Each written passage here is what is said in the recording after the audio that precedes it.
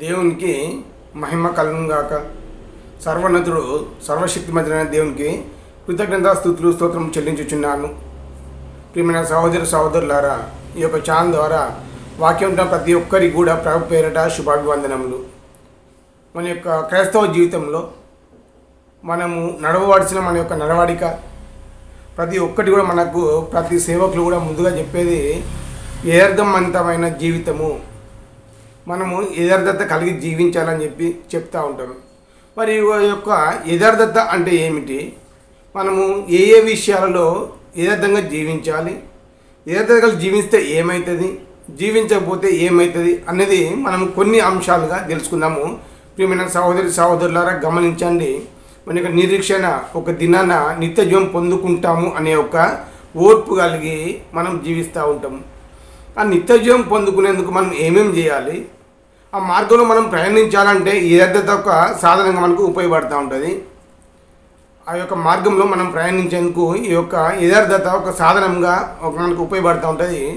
ఒక బిల్డింగ్ ఎక్కాలంటే మెట్లు ఏ విధంగా ఉంటాయో ఒకటి దాని తర్వాత ఒకటి ఎక్కితేనే మనం ఆ బిల్డింగ్ ఎక్కగలుగుతూ ఉంటాము. అదేవిధంగా మనం నిత్య జీవనంలోకి వెళ్ళేందుకు కూడా ఈ యథార్థత అనే ఒక మెట్టు ఎక్కుతూ ఉండాలి. ఆ యథార్థతలో ఎన్ని అంశాలు ఉంటా ఉన్నాయి, ఏ ఏ విషయాలలో మనం మెరుగుపడుతూ ఉండాలి, ఆ యథార్థత అనే మెట్లు ఎక్కినప్పుడు అలా ఎన్ని విధాలుగా మనల్ని మనం సరి చేసుకొని ఒక్కొక్క మెట్టు ఎక్కుతూ ఉండాలి అనేది మనం ఇలా తెలుసుకుందాము. గమనించండి.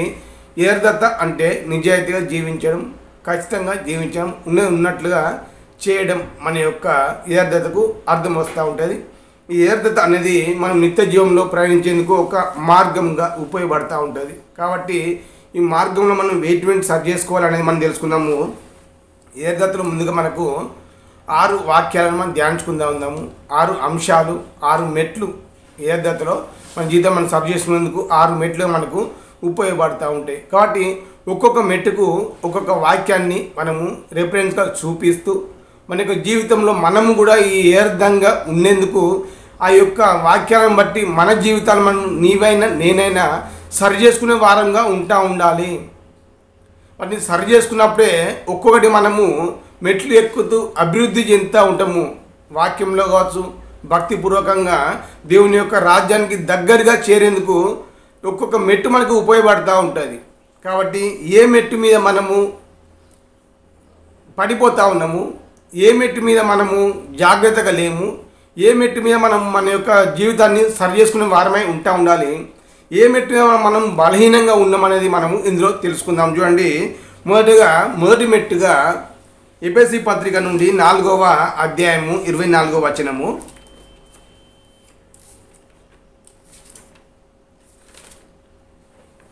ఎఫెసీ పత్రిక 4వ అధ్యాయము 24వ వచనము.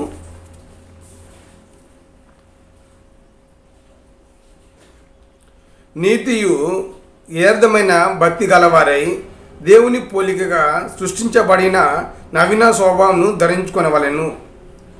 నీతి కలిగి యథార్థమైన భక్తి కలిగి నవీన స్వభావం ధరించుకోవాలని చెప్పి ఇక్కడ వాక్యం అయితే సెలవిస్తూ ఉంటుంది. ప్రియమైన సహోదరులారా, గమనించండి.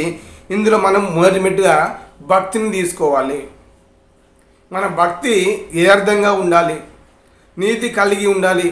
మన యొక్క పాత జీవితము, పాప జీవితాన్ని కడిగి వేసుకొని నవీన స్వభావం అంటే నూతన సృష్టి, మనం మార్పు చెందిన వ్యక్తిగా మనల్ని మనం సరి చేసుకొని దేవుని యొక్క సన్నిధిలో చేరేందుకు మొదటి మెట్టుగా ఈ భక్తిని మనము సరి చేసుకునే వారమై ఉండాలి.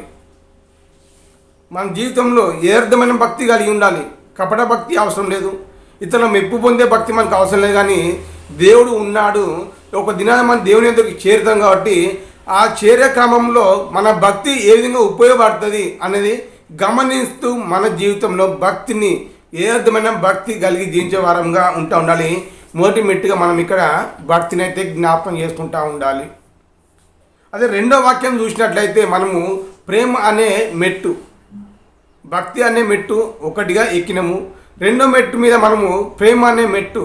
ఈ ప్రేమ అనే మెట్టులో కూడా మనం దేన్ని సరి చేసుకోవాలి అనేది కూడా తెలుసుకునే. ఇక్కడ చూడండి,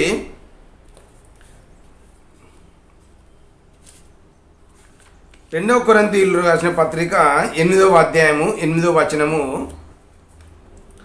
ఆజ్ఞాపూర్వకంగా మీతో చెప్పడం లేదు, ఇతరుల జాగ్రత్తను మీకు చూపుట చేత మీ ప్రేమ ఎంత ఏర్థమైనదో పరీక్షింపవలనని చెప్పుచున్నాను. పౌలు భక్తుడు కొరింథీ సంఘం చెప్తా ఉన్నాడు, మన ప్రేమ ఎంత ఏర్థమైనదో మనకి మనంగా పరీక్ష చేసుకుంటూ ఉండాలి. మన ప్రేమ ఎలాగుంటా ఉన్నది? స్వార్థమైన ప్రేమ ఉంటా ఉన్నదా? కపటమైన ప్రేమ ఉంటా ఉన్నదా? అందరినీ మనం ఒకే తిరిగా ప్రేమిస్తూ ఉన్నామా? మన రిలేషన్షిప్లో, మన బంధువులలో కావచ్చు, మన సంఘాలలో కావచ్చు, సమాజంలో మన యొక్క ప్రేమ ఏ విధంగా ఉంటా ఉన్నది? ఒకరి పట్ల ఒక విధమైన ప్రేమ చూపించినట్లయితే అది కపట ప్రేమ కనబడుతూ ఉంటుంది. కాబట్టి మన నిత్య జీవంలో మనము పరలోకాన్ని చేరుకోవడానికి ఈ ప్రేమ అనేటటువంటి ఏర్థమైన ప్రేమ కలిగి మనం ఉండలాగిన రెండో మెట్టుగా మనము ప్రేమను సరి చేసుకుంటూ ఉండాలి. మొదటి మెట్టుగా భక్తిని సరి చేసుకోవాలి. రెండో మెట్టుగా ఈ యొక్క ప్రేమను సరి చేసుకున్న వారమే ఉంటా ఉండాలి. మూడో మెట్టుగా చూద్దాం. మనం కీర్తన గ్రంథం నుండి 15వ అధ్యాయము 2వ వచనంలో మనము 15వ కీర్తన 2వ వచనం చూడండి. ఇక్కడ మనకు స్పష్టంగా చెప్తూ ఉంటుంది. ఇక్కడ యథార్థమైన ప్రేమ కలిగి నీతిని అనుసరించుచు హృదయపూర్వకంగా నిజము పలుకువాడే. మన యొక్క ప్రవర్తన కూడా యథార్థత కలిగి ఉండాలి. నీతిగా మనం ప్రవర్తిస్తూ ఉండాలి. నిజము మాట్లాడుతూ ఉండాలి. అంటే మన యొక్క ప్రవర్తన కూడా ఒక్కొక్క రీతిగా ఉంటుంటే కొంతమంది స్వభావం అనేది మన ముందు ఓ రకంగా ప్రవర్తిస్తూ ఉంటారు, మనం వెళ్ళిపోయిన తర్వాత ఇంకో రకంగా ప్రవర్తిస్తూ ఉంటారు. అంటే రెండు రకాల ప్రవర్తనలు ఉంటా ఉంటాయి. కాబట్టి ఈ విధంగా మనము మూడో మెట్టుగా మన యొక్క ప్రవర్తనను యథార్థవంతంగా ఉండుటకు ఈ మూడో మెట్టు మనం ఎక్కేందుకు మన యొక్క జీవితంలో మన యొక్క ప్రవర్తన మనము జాగ్రత్తగా సరి చేసుకుంటూ ఉండాలి. మొదటి మెట్టుగా భక్తి, రెండో మెట్టుగా ప్రేమ, మూడో మెట్టుగా మన యొక్క ప్రవర్తన సరి చేసుకొని దినదినము దేవుని యొక్క నిత్య రాజ్యంలో ప్రవేశించేందుకు దేవుని దగ్గర మనం వెళ్తూ ఉండాలి. మన యొక్క జీవితంలో మనము ఇవి సరి చేసుకున్నప్పుడే దేవుడు మనతో ఉంటాడు. కాబట్టి చూడండి, 4వ వాక్యంగా మనం చూద్దాం. ఇక్కడ యెషయా గ్రంథం నుండి 33వ అధ్యాయము 15వ వచనము.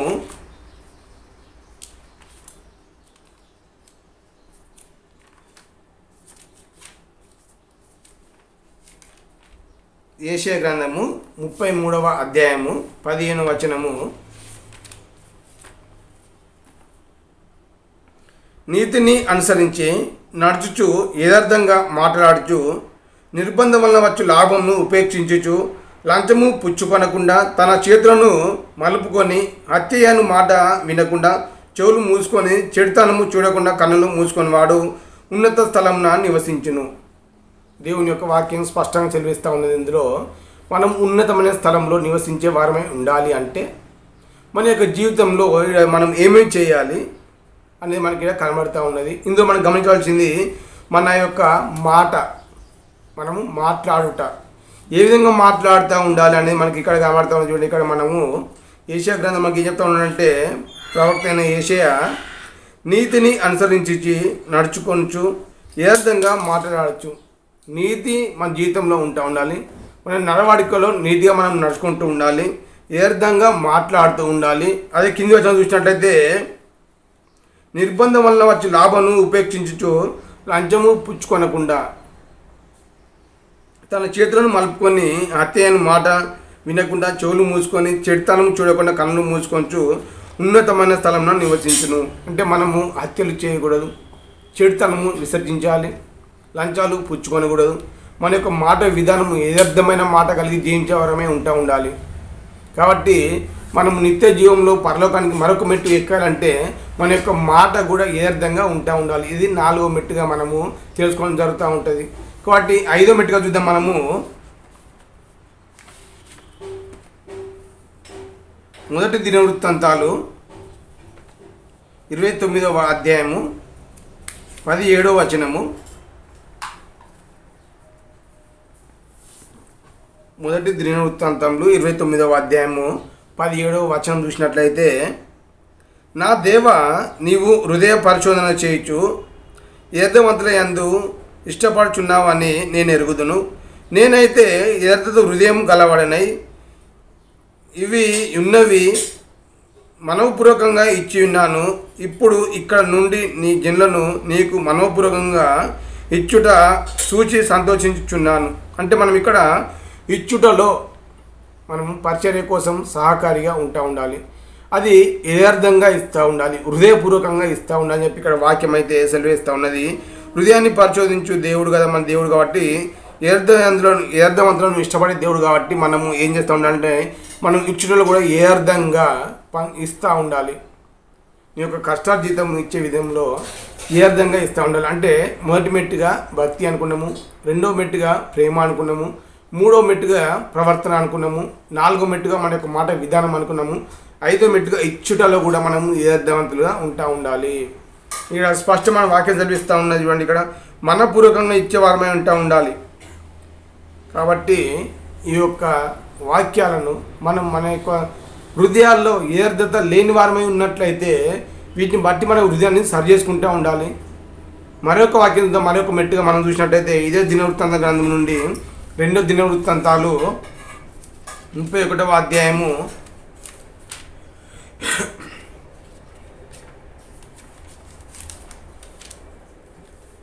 20వ వచనం చూసినట్లయితే పని చేయుటలో కూడా యథార్థంగా పనిచేస్తూ ఉండాలి. దేవుని సేవ అందు కానీ, సంఘ పరిచర్యలో కానీ, సంఘ సేవకులకు, సంఘ కాపర్లకు మనం సహాయకారిగా ఉన్నప్పుడు అందరూ కూడా మనం యథార్థంగా జీవించే వారమే ఉంటామని చెప్పి ఇక వాక్యం సెలవిస్తూ ఉన్నది. చూడండి 2వ దినవృత్తాంతంలో 31వ అధ్యాయము 20వ వచనం చూసినట్లయితే, హిజ్కియా యూదా దేశం అంతటను ఇలాగ జరిగించి తన దేవుడైన యెహోవా దృష్టికి అనుకూలంగాను యథార్థంగాను నమ్మకంగాను పని చేయొచ్చు వచ్చెను.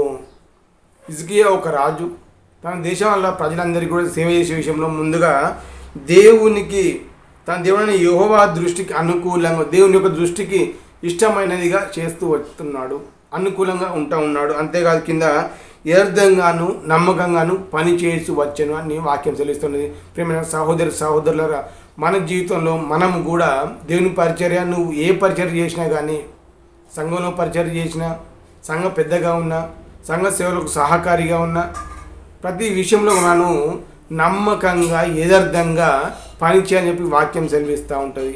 కాబట్టి 6వ మెట్టుగా మనము మన యొక్క పని విషయంలో యథార్థత కలిగి జీవించే వారమై ఉండాలి. అయితే మనం ఇప్పుడు 6 మెట్లు అనుకున్నాం కదా. ఈ 6 మెట్లను సరి చేసుకున్న తర్వాత మనము నిత్య జీవంలోకి ప్రవేశించేందుకు చాలా దగ్గరగా ఉంటాం. అయితే మరి యథార్థత కలిగితే మనకు ఏమొస్తూ ఉంటుంది అంటే, మనం ఇక్కడ చూడండి, యథార్థత కలిగి జీవించాలంటే మనకు బైబిల్ నందు యోబు గురించి చెప్పబడుతూ ఉంటుంది. యోబు గ్రంథం 1వ అధ్యాయం 1వ వచనం చూసినట్లయితే మనకు అక్కడ కనబడుతూ ఉంటుంది. యోబు యథార్థవంతుడు, నీతిమంతుడు అని చెప్పి వాక్యం సెలవిస్తూ ఉంటుంది. అనేక శ్రమలు వచ్చిన, ఆరోగ్యం సహకరించకపోయినా ఏనాడు కూడా తన యొక్క యథార్థతను, తన యొక్క నీతిని తప్పలేదు. తర్వాత అతనికి మళ్ళీ 2 ఆశీర్వాదం పొందుకున్నట్లుగా వాక్యం లేఖనాలు సెలవిస్తూ ఉంటాయి. చూడండి 1వ వచనం చూసినట్టయితే యోబు గ్రంథం నుండి 1వ అధ్యాయం 1వ వచనంలో, ఊజు దేశం నందు యోబు అను ఒక మనుషుడు ఉండెను. అతడు యథార్థపరుడును న్యాయవంతుడై దేవుని యందు భయభక్తులు కలిగి చెడుతనమును విసర్జించినవాడు.